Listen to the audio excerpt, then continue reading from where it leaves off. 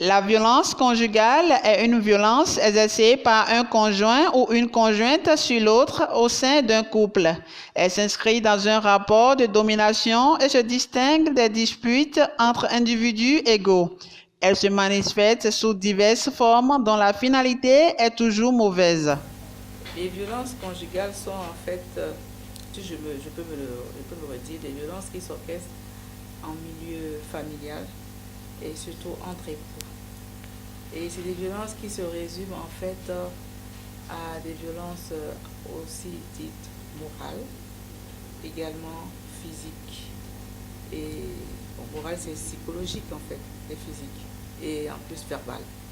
Nombreux problèmes sociaux sont à la base de cet acte ignoble, en particulier le manque des moyens financiers qui frustrent et qui créent des tensions au sein de ces foyers. La base fondamentale, selon moi, c'est d'abord les moyens, je dirais les moyens financiers.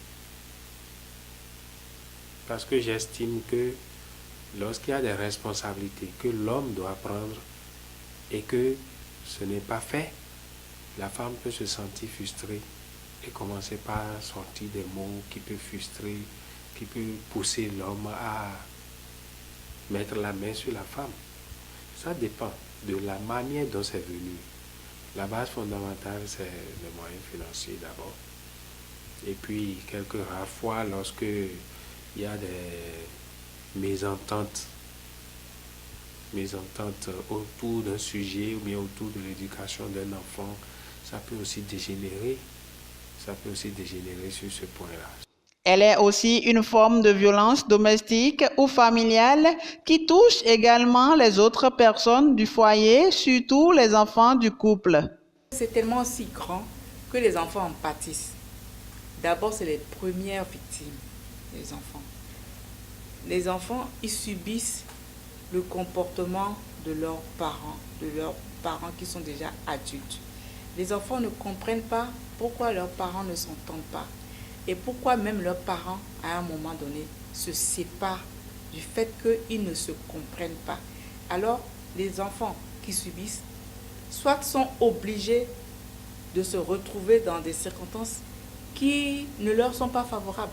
Parce que soit à un moment donné, si ces violences-là, qui aboutissent parfois à des violences physiques, et puis qui sont parfois, pas qui sont parfois, mais qui sont sanctionnées, punies par la loi, entraînent la répression d'un ou de l'autre des parties prenantes de cette famille, ça fait que les enfants, à un moment donné, sont obligés de se retrouver dans une famille ou à un lieu qui ne leur est pas, qui ne devait pas être, où ils ne devaient pas être, d'une des circonstances données.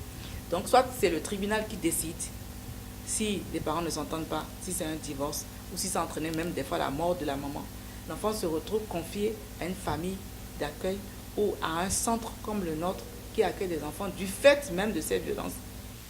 Si papa et maman ne s'entendent pas, je pense que l'enfant aura une liberté qui peut le faire descendre dans la rue, qui peut lui faire développer des vices, le vol, la prostitution si c'est la fille de moins de 18 ans, si c'est dans le ménage, l'enfant ne peut plus respecter et ces cas-là sont récurrents et nous en avons plein.